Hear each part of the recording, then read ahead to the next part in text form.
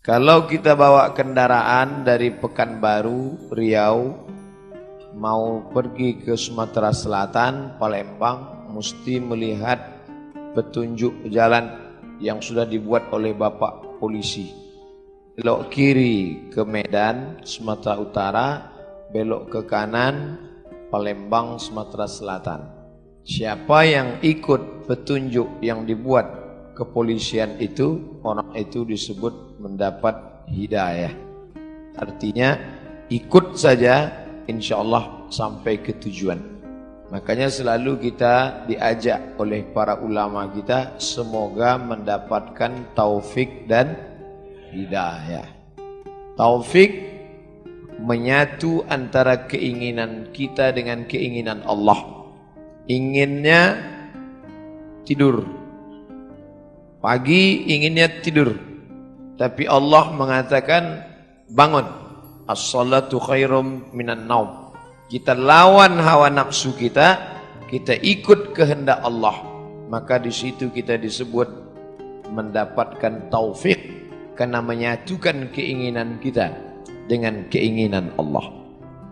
Orang yang mendapatkan taufik, maka orang itu mendapatkan hidayah. Dan semua yang mendapatkan hidayah mendapatkan taufik dari Allah. Mudah-mudahan kita senantiasa dalam taufik dan hidayah. Amin ya rabbal alamin. Nah, sudah jelas. Saya mau menjelaskan tentang hidayah. Lalu kemudian sifat orang yang mendapat hidayah itu apa? Siapa? Siapa saja yang mendapat hidayah? Jelas, minan nabiyyin, para nabi, was-siddiqin, orang yang benar, was-syuhada, orang yang mati syahid, was-salihin, orang-orang yang soleh, wa hasuna ulaika rafiqa, mereka itulah sebaik-baik teman, sebaik-baik sahabat. Lalu apa sifat orang yang mendapat hidayah itu? Rasanya bukan kebetulan orang yang menulis kaligrafi di dinding masjid ini menuliskan ayat itu pada bagian dinding yang paling depan. Na'udzubillahi minasyaitonirrajim. Ada 6 sifat orang yang mendapatkan hidayah. Yang pertama, innama ya'muru masajidallah. Mereka memakmurkan masjid. Makna memakmurkan ada 3. Yang pertama, membangun. Yang kedua, meramaikan dengan sholat berjamaah. Yang ketiga, mengatur administrasi masjid. Alhamdulillah masjid sudah dibangun. Man bana masjidan, siapa yang bangun masjid, banallah mithlahu baitan fil jannah, dibangunkan untuknya satu tempat di dalam surga. Maka setiap orang muslim mesti bertekad dalam dirinya, paling tidak ada niat, saya sebelum mati mesti bisa kalau berhasil nanti dagang, bangun masjid. Tanam sawit begitu juga, berhasil kebun ini, bangun masjid. Tanam karet begitu juga, saya tanam kebun karet ini, kalau ada bangun masjid. Bisa tanahnya, alhamdulillah. Sampai bangunannya, alhamdulillah. Tidak bisa 1, 2, 3 sak semen.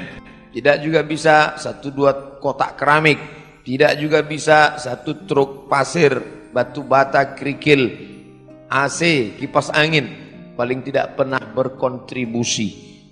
Tidak bisa membangun masjid, berarti tidak ada tempat di surga Pak Ustaz. Karena Nabi mengatakan man bana masjidan, siapa yang bangun masjid, banallah mislahu baitan fil jannah, dibangunkan satu tempat dalam surga. Bagaimana mau memboking tempat dalam surga? Bangun masjid. Tapi Allah Maha Adil. Tak semua orang bisa bangun masjid. Lalu yang tidak bisa bangun masjid, bagaimana dia mau booking tempat di surga? Man shalla itsnatai asyrata raka'ah, siapa yang salat 12 rakaat fil yaumi wal lailah, sehari semalam, banallah, maka dibangunkan Allah untuknya satu tempat. 12 rakaat, 2 rakaat sebelum subuh, 4 rakaat sebelum zuhur, 2 rakaat setelah zuhur, 2 rakaat setelah maghrib, 2 rakaat setelah isya. Pas 12 rakaat.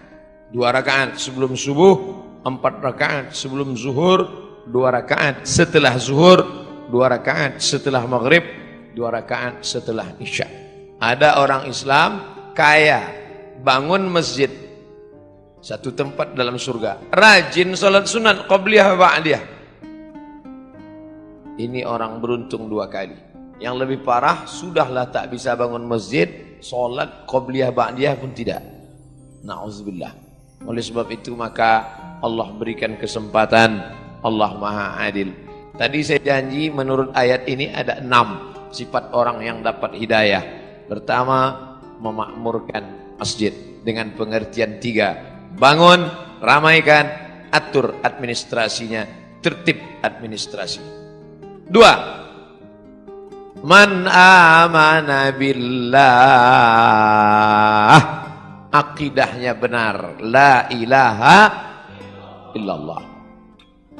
Kenapa didulukan bangun masjid baru beriman kepada Allah? Karena ternyata ada orang yang bangun masjid tapi tidak beriman kepada Allah. Ini Ustaz Somad ngawur. Mana ada orang bangun masjid tak beriman? Ada. Masjid apa? Masjid untuk kampanye.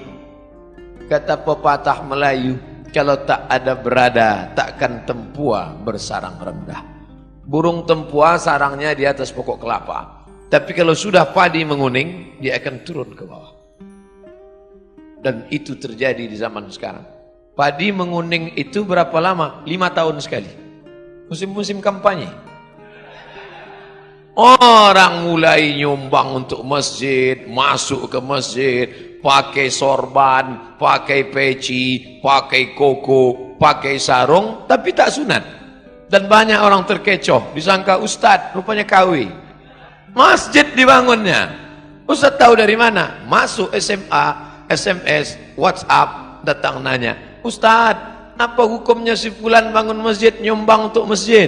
Saya bilang jangan ambil, karena pasti ada udang di balik pempek. Ada niat di balik itu semua.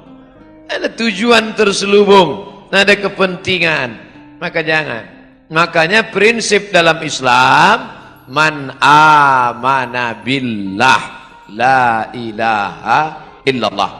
Saya yakin semua yang datang subuh ini tidak ada tujuan lain, langkah kaki dari rumah, bismillahi tawakkaltu 'alallah, la haula wala quwata illa billah. Salat, usolli fardhu subhi rak'ataini adaan ma'muman lillahi ta'ala. Puasa, nawaitu shauma ghadin an ada'i fardhi syahri ramadhan hadhihi sanati lillahi ta'ala. Haji, labbaik Allahumma labbaik, labbaik la syarika laka labbaik. Ketika engkau persekutukan, kau duakan Allah dengan yang lain, hilang amalmu. La in asyrakta, kalau kau syirikkan Allah, kau duakan Allah, kau persekutukan Allah, la yahbatanna amaluka, gugur amalmu. Maka ciri orang yang mendapat hidayah yang kedua, man amana billah, jangan rusak tauhid, akidah kepada Allah. Ini kadang anak-anak lajang ini gara-gara lama dapat jodoh, rusak tauhidnya. Iyyaka na'budu wa duku nasta'in. Nyembahnya tetap sama Allah, mintanya ke dukun. Ini tak betul. Kadang orang ini suka mancing-mancing. Ustadz pakai cincin, ada khasiat-khasiatnya. Ada, saya bilang. Apa khasiatnya? Kalau dipakai, duduk di rumah makan, tak bayar. Hebat Pak Ustadz, duduk aja, jangan makan. Masih percaya dia dengan yang begitu-begitu. La ilaha illallah. Kita dalam Islam diajarkan berani berkata la ilaha. La ilaha, tak ada lagi batu-batu. La ilaha, tak ada lagi dukun-dukun. La ilaha, tak ada lagi gelang-gelang. La ilaha, tidak ada lagi sembahan-sembahan. La ilaha illallah, murni. Inna salati wa nusuki wa mahyaya wa mamati lillah. Maka dalam Islam diharamkan innamal ghamru wal maisiru wal ansabu wal azlamu khamar. Namal ghamru wal maisir, judi, wal ansabu, menyembelih binatang untuk berhala, wal azlam, mengundi nasib, rijsun, najis, min amalis syaitan, perbuatan setan, fajtanibuh, jauhi. Ciri orang yang mendapat hidayah, dia berserah diri hanya kepada Allah, tapi tetap ada usaha. Jangan tidak ada usaha. Jangan nanti yang lajang-lajang, yang gadis-gadis, kamu tak ada usaha untuk jodoh. Kalau memang sudah takdir Allah, tak akan kemana. Tetap ada usaha. Contoh, ini kue kotak Nengs Bakri. Ini kan memang ditakdirkan untuk saya, ini kan. Memang untuk saya. Tapi saya tak ada usaha untuk membuka kotaknya. Masuk dia ke mulut saya. Tidak, menganga dari tadi. Mesti ada usaha untuk membuka kotaknya, lalu memilih-milih kue yang mana. Berapa biji kue? Ada usaha. Usaha itu disebut dengan ikhtiar. Itulah ahlus sunnah wal jamaah. Kalau tidak ada usaha, hanya pasrah saja, itu namanya Jabariyah. Orang Jabariyah kata dia tak ada usaha, takdir saja. Nanti tiba-tiba Pak Kapolsek razia, Prit, mana STNK BPKB? Saya serahkan pada Allah. Nah, pukulkan kepalanya Pak. Pak, kenapa Bapak pukul? Ini pun dari Allah juga. Orang-orang gini ini mesti gitu melawan dia. Kita betul. Allah kasih kita kudrat, Allah kasih kita iradat, Allah kasih kita sama, Allah kasih kita basar, Allah kasih kita kalam, supaya kita berusaha. Ciri orang yang dapat hidayah yang pertama, memakmurkan masjid. Yang kedua, beriman kepada Allah. Yang ketiga, wa aqamas shalah. Sholat, bukan somat. Sholat. Mudah-mudahan anak-anak gadis yang rajin sholat subuh ini mendapatkan suami yang rajin pula sholat subuh. Karena kalau kalian anakku yang sudah solehah, yang sudah cantik, yang sudah rajin sholat, tiba-tiba dapat laki tak sembahyang, tak satu dua curhat masuk ke HP saya. Ustadz, dulu saya sangka nikah sama dia bahagia. Ternyata Pak Ustadz, cuman rasanya Bu, macam tidur sama babi hutan. Tak sembahyang. Walaupun hidup 1000 tahun, kalau tak sembahyang, apa gunanya? Walaupun hidup 1000 tahun, kalau tak sembahyang, apa gunanya? Sab'atun yuzilluhumullah. Ada 7 golongan yang akan mendapatkan naungan Allah. Yauma la zilla illa zilluh. Hari itu tak ada atap, hari itu tak ada terpal, hari itu tak ada tenda, hari itu tak ada naungan. Tapi dia mendapatkan naungan di padang mahsyar. Siapa dia? Rajulun qalbuhu mu'allaqun fil masajid. Anak-anak muda yang hatinya tergantung di masjid. Kenapa Ustaz sebut anak muda? Kenapa tidak orang tua? Kalau orang tua ke masjid memang udah wajar. Kapan lagi? Udah diintai-intai malaikat maut. Tapi anak muda yang mestinya subuh ini molor tidur, tapi datang berjamaah. Padahal tadi malam sudah tabligh akbar. Subuh tetap on time datang. Inilah anak muda yang dikatakan Allah dalam Al-Quran. Innahum fityatun amanu bi rabbihim wazidnahum huda. Mereka sekelompok anak muda yang beriman kepada Allah, ditambah Allah hidayah mereka. Saudara yang dimuliakan Allah Subhanahu wa taala, memakmurkan masjid sudah, beriman hanya kepada Allah sudah, menegakkan salat sudah. Masuk yang keempat, wa ataz zakah, berzakat. Orang yang sudah sholat tapi tak berzakat, maka tak ada gunanya, karena dia makan haram. Di dalam duit kita itu ada zakat. Zakat orang dititipkan Allah kepada kita. Ada orang diuji kakinya, lulus. Diuji kakinya sholat berjamaah, lulus. Diuji matanya sholat tahajud, lulus. Diuji kantongnya, di situ baru kelihatan. Nama siapa? Pelit bin bakhil bin medit bin kedekut.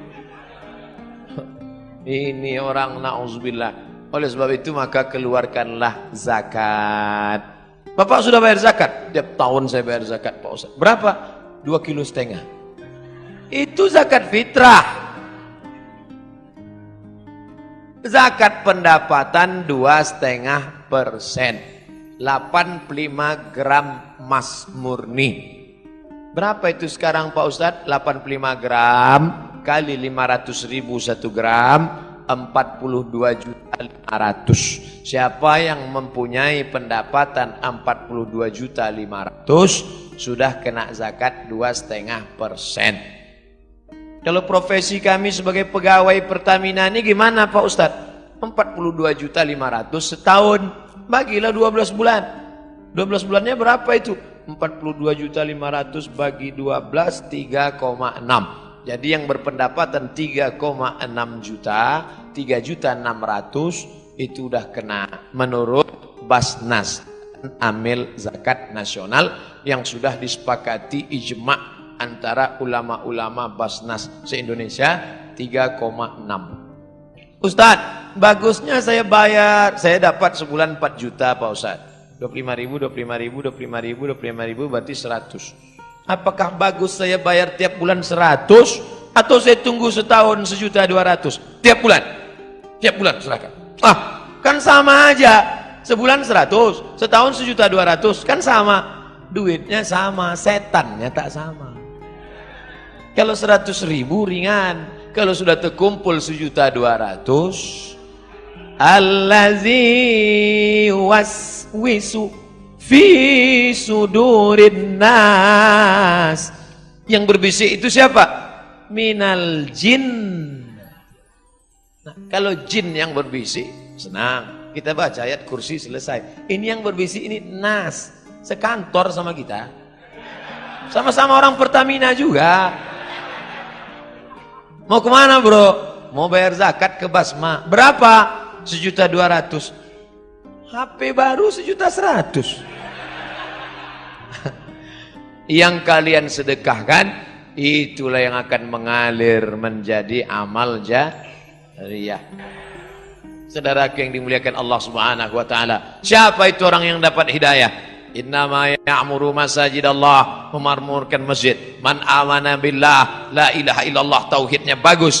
Wal yaumil akhir, percaya kepada dunia akan berakhir, kita akan mati. Tinggal semua ini semua yang akan dibawa iman dan amal soleh. Wa aqamas shalah, rajin istiqomah salat. Wa ataz zakah, membayar zakat. Yang terakhir yang keenam, walam yakhsha illallah, takutnya sudah hilang. Tak lagi ada takut dalam hatinya, karena takutnya sudah habis hanya kepada Allah. Orang yang korupsi, kalau ditanya lagi, Bapak korupsi itu kenapa? Takut nanti pensiun tak punya rumah, tak punya mobil, tak punya kebun sawit, tak punya kebun karet, tak punya kos-kosan, takut anak tak bisa kuliah, takut dunia membuatkan orang menghalalkan yang diharamkan Allah. Alhamdulillah Ustaz, setelah Ustaz jelaskan 6 sifat ini ada dalam diri kami, alhamdulillah. Satu pun tak ada, na'udzubillah. Baru ada 3, tambah lagi. Kami tak berdaya, la haula wala quwata illa billah. Jangan takut menghadapi hidup, walam yakhsha illallah. Makanya ibu-ibu itu paling kuat dia. Meninggal suaminya, anaknya ada 3, tak ada dia takut. Tak menangis dia waktu suaminya meninggal. Ibu tak nangis, tak takut masa depan. Tidak Pak Ustaz. Kenapa? Banyak harta warisannya. Tak nangis ibu? Tidak. Kenapa tak nangis? Udah lama aku tunggu. Bapak ibu yang dimuliakan Allah, siapa yang tak ada rasa takut dalam hati? Kita tetap takut. Yang membuang takut itu Allah. Ala inna awliya Allah. Kalau sudah kalian dekatkan diri kepada Allah, bagaimana sifat orang itu? La khaufun alaihim wa la hum yahzanun. Dicabut Allah takut, dicabut Allah sedih. Itulah yang merusak hati orang modern. Takut, sedih, penyakit stres, depresi, jantung koroner, diabetes meletus, asam urat naik gara-gara terlampau takut, sedih. Apa beda takut sama sedih? Sedih terhadap masa lalu, takut terhadap masa depan. Takut terhadap masa depan. Maka menghilangkan takut itu dengan apa? Falyabudu rabb hadzal bait. Banyak-banyak engkau beribadah di rumah Allah ini. Kalau engkau banyak beribadah, Allah janjikan dua. Apa dia? At'amahum min ju'. Kalau kau lapar dikasihnya makan. Wa amanahum min khauf. Kalau kau takut dikasihnya aman. Ibu-ibu yang merasa takut banyak-banyak beribadah. Innama ya'muru masajidallah man amana billah wa bil yaumil akhir wa aqamas salah wa ataz zakah wa lam yakhsha illallah fa'asa ulaika ayyakunu minal muhtadin. Mudah-mudahan kita termasuk orang yang dapat hidayah insyaallah.